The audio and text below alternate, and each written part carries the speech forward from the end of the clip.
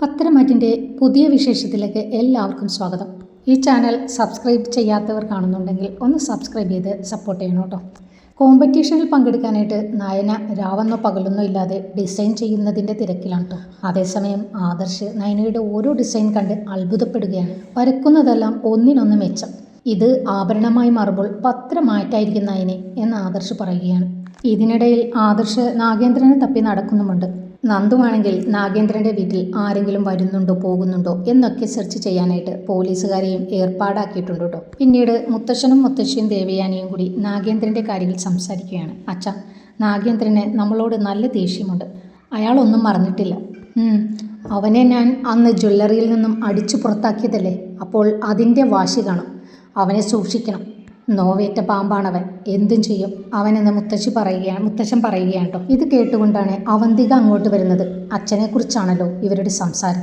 വേഗം അവൾ അങ്ങോട്ട് ചെല്ലുകയാണ് കേട്ടോ. എന്താ എല്ലാവരും എന്തോ ചർച്ചയിലാണെന്ന് തോന്നുന്നല്ലോ. ആ മോളെ, നമ്മുടെ ഈ ജ്വല്ലറിയുടെ തകർച്ചയ്ക്ക് കാരണം ആ നാഗേന്ദ്രനാണ് എന്ന് പറയുകയാണ് കേട്ടോ ദേവയാനി. നാഗേന്ദ്രൻ എന്ന് കേൾക്കുമ്പോൾ അവന്തിക ഞെട്ടിപ്പോവുകയാണ് കേട്ടോ.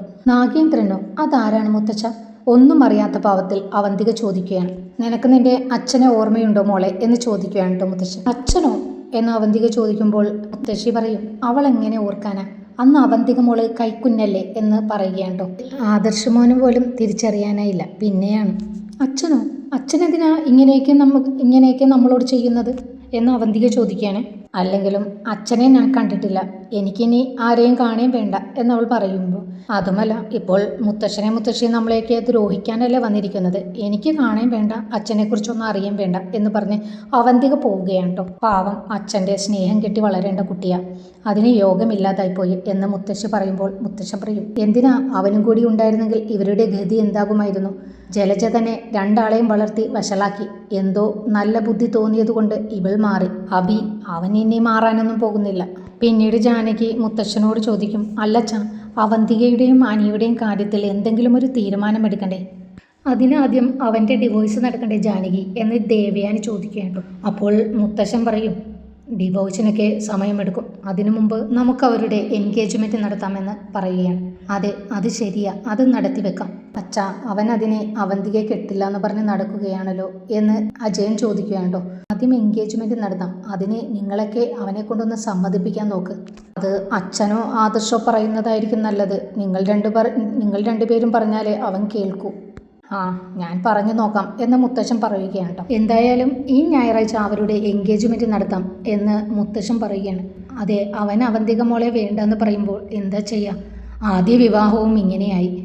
ഇനി എടിപിടിയെന്ന് ഓരോ കാര്യങ്ങളും തീരുമാനിക്കുന്നത് സൂക്ഷിച്ചു വേണം എന്ന് മുത്തശ്ശി പറയുകയാണ് കേട്ടോ. അപ്പോഴാണ് അനി അവൻ്റെ റൂമിലേക്ക് കയറിപ്പോകുന്നത് കാണുന്നത്. എടാ അനി എന്ന് ജയൻ വിളിക്കുകയാണ് കേട്ടോ. എന്നിട്ട് അനിയോട് പറയും, ഞങ്ങൾ നിൻ്റെയും അവന്തികയുടെയും എൻഗേജ്മെൻറ്റിൻ്റെ കാര്യങ്ങളാണ് സംസാരിക്കുന്നത്, വരുന്ന ഞായറാഴ്ച നടത്താമെന്ന് അച്ഛൻ പറയുന്നത്. മുത്തച്ഛ, എനിക്ക് അവന്തികയെ അങ്ങനെ കാണാൻ പറ്റില്ല. എടാ, അതൊക്കെ വിവാഹം കഴിക്കുമ്പോൾ മാറിക്കോളും, അവന്തിക നല്ല കുട്ടിയാണ് എന്ന് അജയൻ പറയുകയാണ് കേട്ടോ. അവന്തികയ്ക്ക് ഈ കല്യാണത്തിനോട് താല്പര്യമുണ്ടെന്ന് പറഞ്ഞു, അതുകൊണ്ട് എല്ലാവരും അവളുടെ സൈഡായി. അവളുടെ മാത്രം അങ്ങനെ തിരഞ്ഞെടുത്താൽ മതിയോ മുത്തശ്ശ? എനിക്കുമില്ല ആഗ്രഹങ്ങൾ എന്ന് അനി ചോദിക്കുകയാണ്. ആ നന്ദുവായിരിക്കും നിന്റെ ആഗ്രഹം എന്ന് ജാനകി പറയുമ്പോൾ, അതാണെങ്കിൽ നടക്കുമെന്ന് നീ പ്രതീക്ഷിക്കേണ്ട എന്ന് പറയുകയാണ്. ഞാനതിന് നന്ദുവാണെന്ന് പറഞ്ഞു, എനിക്ക് അവന്തികയെ അങ്ങനെ കാണാൻ പറ്റില്ല, ഇക്കാര്യം വേണ്ട എന്നാണ് ഞാൻ പറഞ്ഞത് എന്ന് പറഞ്ഞ് അനി ദേഷ്യത്തോട് പോവുകയാണ്. ഇപ്പോൾ ജലജയെ കാണുന്നില്ലല്ലേ? എനിക്ക് തോന്നുന്നത് ബിഗ് ബോസ് സീസൺ 8 ജലജ ഉണ്ടെന്നാണ്.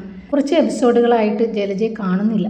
നിങ്ങൾക്ക് എന്താ തോന്നുന്നത്? കമൻറ്റ് ചെയ്യണം കേട്ടോ. പിന്നീട് കനക നന്ദുവിനോട് ചോദിക്കും, എടി, നീയും അനിയുമായിട്ട് എന്തെങ്കിലും അടുപ്പം ഇപ്പോഴുമുണ്ടോ? അമ്മയ്ക്ക് എന്താ അമ്മേ, എത്ര തവണ പറഞ്ഞു ഞങ്ങൾ തമ്മിലൊന്നുമില്ലെന്ന്. അല്ല, നയനമോള് വിളിച്ചായിരുന്നു അനിയുടെ എൻഗേജ്മെൻറ്റ് അവന്തികയുമായി നടത്താൻ നോക്കിയിട്ട് അവൻ സമ്മതിക്കുന്നില്ലെന്ന്. ദേ നോക്ക് നന്ദൂട്ട, നീയായിട്ട് ആ കുടുംബത്തിന് ഇനിയൊരു പ്രശ്നമുണ്ടാക്കരുത്. അവർക്കൊക്കെ അവന്തികയുമായുള്ള അനിയുടെ ബന്ധം ഇഷ്ടമാണ്. ആ ചെറുക്കൻ എന്ത് ചെയ്തിട്ടും സമ്മതിക്കുന്നില്ലെന്നാണ് പറഞ്ഞത്. ഒരു കാര്യം ഞാൻ പറഞ്ഞേക്കാം, അനിയുമായിട്ട് നീ മിണ്ടാനും പറയാനുമൊന്നും പോകണ്ട. അങ്ങനെ എന്തെങ്കിലും നിങ്ങളുടെ മനസ്സിൽ പ്ലാൻ ചെയ്യുന്നുണ്ടെങ്കിൽ അത് നടക്കാൻ പോകുന്നില്ല. അത് നടക്കണമെങ്കിൽ അതെൻ്റെ ശവത്തിൽ കയറി നിന്നിട്ടായിരിക്കും. അനിയുടെ എൻഗേജ്മെൻ്റ് എന്ന് അറിഞ്ഞപ്പോൾ മുതൽ നന്ദു വല്ലാതായി. പിന്നീട് അനി നന്ദുവിനെ വിളിക്കുവാണ്. എടി, നീ എവിടെയാ? ഞാൻ ഡ്യൂട്ടിയിലാടാ. എടി, എനിക്ക് നിന്നെ ഒന്ന് കാണണം, എനിക്ക് കുറച്ച് സംസാരിക്കാനുണ്ട്. സത്യത്തിൽ നന്ദുവിനും അനിയെ കണ്ട് സംസാരിക്കണമെന്നുണ്ട് കേട്ടോ. എൻഗേജ്മെൻ്റ് എന്ന് കേട്ടപ്പോൾ തന്നെ നന്ദു തകർന്നിരിക്കുകയാണ്. പിന്നീട് നയന ഡിസൈൻസൊക്കെ വരച്ചിട്ട് ആദർശിൻ്റെ കയ്യിൽ കൊടുക്കുകയാണ് കേട്ടോ. ആദർശേട്ടാ, ഇത് അനിയുടെ കയ്യിൽ കൊടുക്ക്. ആദർശ് അത് കയ്യിൽ വാങ്ങിയിട്ട് പറയും, ഇത്തവണ നമ്മൾ തന്നെ ജയിക്കുന്നതിനെ. ഇപ്പോൾ തന്നെ നമ്മുടെ ഷെയർ 10% കൂടിയെന്ന് അച്ഛൻ പറഞ്ഞത്. നോക്കിക്കോ, നേരത്തേതിനേക്കാൾ മുകളിലായിരിക്കും നമ്മൾ ഈ പ്രാവശ്യം ഷെയറിലെത്തുക.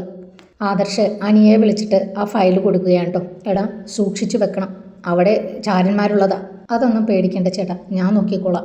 പിന്നെ അറിഞ്ഞില്ലേ, ഞായറാഴ്ച എൻ്റെ എൻഗേജ്മെൻറ്റ് നടത്താൻ പോവുകയാണല്ലോ. അമ്മ വിളിച്ചപ്പോൾ പറഞ്ഞു. അല്ലടാ, അവന്തിക നല്ല കുട്ടിയല്ലേ, നമ്മുടെ കുടുംബത്തിലുള്ളതുമാണ്, നമ്മുടെ എല്ലാ കാര്യങ്ങളും അറിയാവുന്നതല്ലേ, നിനക്ക് നന്നായിട്ട് ചേരുമടാ. നിനക്കെന്താ സമ്മതിച്ചാൽ? എല്ലാം അറിഞ്ഞുകൊണ്ട് ആദർശേട്ടനും മുത്തച്ഛനും ഇങ്ങനെ പറയുന്നതായി എനിക്ക് സങ്കടം. എനിക്ക് അവളെ എങ്ങനെ കാണാൻ പറ്റില്ലെന്ന് എല്ലാവരോടും ഞാൻ പറയുന്നുണ്ട്. ഇനി എനിക്കെന്താ ചെയ്യേണ്ടതെന്നറിയാം എന്ന് പറഞ്ഞ് അനി അവിടെ നിന്ന് പോവുകയാണ് കേട്ടോ. പിന്നീട് നന്ദുവും അനിയും തമ്മിൽ കാണുകയാണ് കേട്ടോ. അവന്തികയുമായുള്ള എൻഗേജ്മെൻറ്റ് അവർ നടത്താൻ ഒരുങ്ങുകയാണ്. അതിനു മുമ്പ് നമുക്കിവിടെ നിന്നും പോകണം. നീ എന്താ അനി പറയുന്നത്? പോകാനോ? എങ്ങോട്ട്? നമുക്ക് ഒളിച്ചോടാം, എന്നിട്ട് രജിസ്റ്റർ മാരേജ് ചെയ്യാം. കുറച്ച് ദിവസങ്ങൾ കഴിഞ്ഞ് തിരിച്ചു വരാം. അപ്പോഴേക്കും ആറി തണുത്തിട്ടുണ്ടാവുമല്ല. അനി വീട്ടിലേക്ക് നയനേച്ചി ഇതും പറഞ്ഞ് വിളിച്ചിരുന്നു. അമ്മയുടെ ക്രോസ് വിസ്താരം കഴിഞ്ഞതേ ഉള്ളൂ. ഞാൻ നിന്നെ കാണരുതെന്ന ഓർഡർ. എന്തെങ്കിലും സംഭവിച്ചാൽ അമ്മ ജീവനോടെ ഇരിക്കില്ലെന്ന ഭീഷണി. എടി, അതെല്ലാ അമ്മമാരുടെയും ഒരു നമ്പറാണ്, അത് നീ കാര്യമാക്കണ്ട. ഇല്ലടാ, നിനക്കെൻ്റെ അമ്മയെ അറിയാനിട്ട. പറഞ്ഞാൽ പറഞ്ഞതുപോലെ ചെയ്യും. വേണ്ടടാ, നമ്മുടെ സ്നേഹത്തിന് വേണ്ടി നമ്മളെ സ്നേഹിക്കുന്നവരെ നമ്മൾ കൊലയ്ക്ക് കൊടുക്കണോടാ. പിന്നെ നീ പറയുന്നത് ഈ എൻഗേജ്മെൻറ്റ് നടക്കട്ടെ എന്നാണോ എന്ന് അനി ദേഷ്യത്തോട് ചോദിക്കുകയാണ് കേട്ടോ. എടാ, ഞാനൊരു കാര്യം പറഞ്ഞാൽ നീ കേൾക്കുമോ? എന്താ? നിൻ്റെയും അനാമികയുടെയും ഡിവോഴ്സ് ഇതുവരെ കഴിഞ്ഞിട്ടില്ല. അതുകൊണ്ട് ഈ എൻഗേജ്മെൻറ്റ് കൊണ്ട് ഒരു കാര്യവുമില്ല. ഡിവോഴ്സ് കിട്ടാൻ സമയമെടുക്കില്ലേ? ഇപ്പോൾ നീ ഈ എൻഗേജ്മെൻറ്റിന് സമ്മതിക്കും. അതിനുശേഷം നമുക്ക് എന്താണെന്ന് വെച്ചാൽ ആലോചിക്കാം. അതൊന്നും ശരിയാവില്ല. അവളുമായുള്ള എൻഗേജ്മെൻറ്റിൻ്റെ കാര്യം എനിക്ക് ചിന്തിക്കാനേ പറ്റില്ല. ഇപ്പോൾ തന്നെ അവൾ ശല്യമാണ്. ഇനി ഇതും കൂടി കഴിഞ്ഞാൽ അവളെൻ്റെ മുതുകത്തായിരിക്കും. എടാ, ഞാൻ പറയുന്നതൊന്ന് നീ കേൾക്ക്. എൻഗേജ്മെൻറ്റ് ആദ്യം നടക്കട്ടെ, നീ സമ്മതിക്കേ എന്ന് നന്ദി പറയുകയാണ് കേട്ടോ. ഒടുവിൽ ആദർശേട്ടനും നയനേച്ചിയും വന്നാൽ എൻ്റെ എൻഗേജ്മെൻറ്റ് നടക്കുമെന്ന് അനി പറയുകയാണ്. ഒടുവിൽ അവരോട് വരാൻ പറയുകയാണ് കേട്ടോ മുത്തശ്ശൻ. ഞാൻ ആരെയും ഇവിടുന്ന് പറഞ്ഞു വിട്ടിട്ടില്ല, സ്വയം ഇഷ്ടത്തോടെ ഇറങ്ങിപ്പോയതല്ലേ എന്ന് മുത്തശ്ശൻ പറയുകയാണ്. ഉടൻ തന്നെ ദേവയാനി ആദർശിനെ നയനയും വിളിച്ച് ഇക്കാര്യം പറയുന്നുണ്ട് കേട്ടോ. ആദർശേട്ട, ജ്വല്ലറിയുടെ പിന്നിൽ ആരാണെന്നല്ലേ ആദർശേട്ടനെ കണ്ടെത്തേണ്ടതായിട്ടുണ്ടായത്?